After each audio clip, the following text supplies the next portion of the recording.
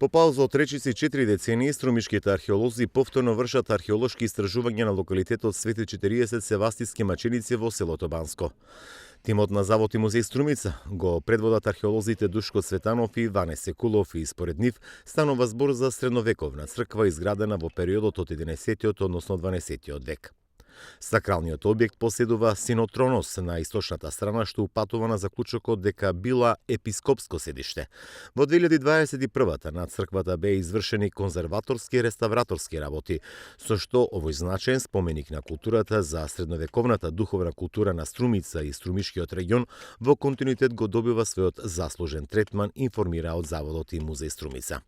Стручен тим од ова установа во соработка со доктор Трајче Нацев од Универзитетот Гоце Делчев во Штип почна историјализацијата на проектот и изработка на основен проект за конзервација и реставрација на пиргокулата во селото Мокриево, која била изградена во периодот од 5-тиот, односно 6-тиот век, а најверојатно била активна и во периодот на цар Самуил.